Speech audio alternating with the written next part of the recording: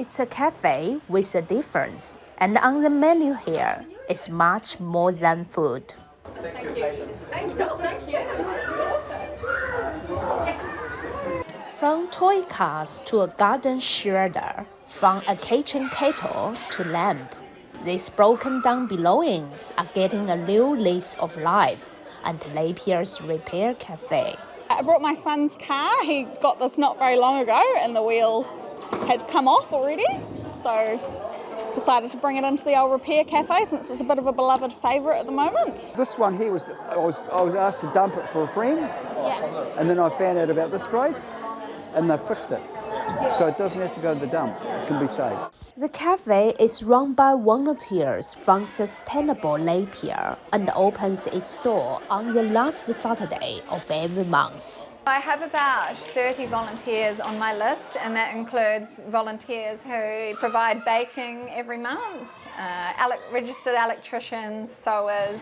So the most popular repair area is the electrical area. So people bring in small appliances. So we've got everything from blenders and heaters to lamps and vacuum cleaners. That's definitely the most popular repair area. We have 4 registered electricians that help us out in that area. So we make sure everything's safely repaired. Launched last June, it has become more and more popular with locals. We normally have at least 50 people through the door with around about 70, 80 items for repair. The great thing is that with the word of mouth, people are becoming more aware of it and they're really happy to bring in their items. It's a really good family atmosphere here too. Anything we can do to make things that we already have last a bit longer, it's awesome. So far, around 400 items have been repaired, which equates to around $18,000 in saved value of the items. But for some, it's about much more than saving money. One of my volunteers, Esther, she came along with an antique radio. So it's a beautiful wooden radio, and that was like a family heirloom. So she was so grateful that she's come back now to volunteer every month for us, which is fantastic. Even seemingly simple repairs can be challenging. A garden shredder that a friend passed on to me, I may as well keep it on my garden and feed the land rather than throwing it away.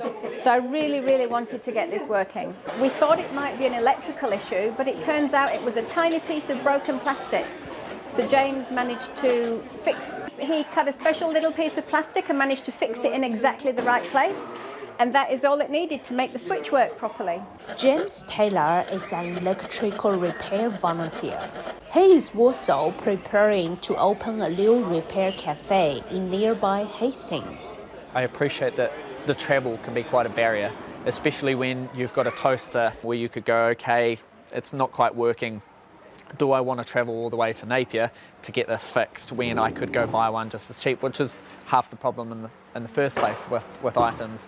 That we've got that throwaway culture. I thought it was fantastic because the more repair cafes that we have set up around Aotearoa, then the more items are going to be repaired. Hastings' first repair cafe is taking place on May 14 at the Hastings Central Library from 1 p.m. to 4 p.m. First one is in the Hastings District Library, and then the next one is in Camberley, and then Flaxmere after that. Those are the 3 that we've got booked in. And then I'm thinking of probably doing one in Havelock and then in Clive, and trying to take the repair cafes out to the communities and reduce that barrier of travel being an issue. At the moment, we've got a few people that will do electrical and electronic items, a few people that do sewing, a guy potentially to do knife sharpening. I might have found some people here today that are happy to travel across to Hastings to do work on toys and furniture. And with funding support from Hastings District Council's Waste Minimization Fund, Taylor plans to open the cafe around the region on a regular basis. If I was to look in a year's time, I would love to see a thriving community that is backing it, and that we are relatively self-sufficient, that I'm not the main one driving it, and that there are several people involved in a position to be able to run it as a group, so that if I go away or someone else goes away, it still carries on going. So it'd be really nice to get to a place where it's looking after itself and people are aware of it, and they want the service and they bring it in and it gets well used. that would be where I'd love to see it. Japan Local Focus.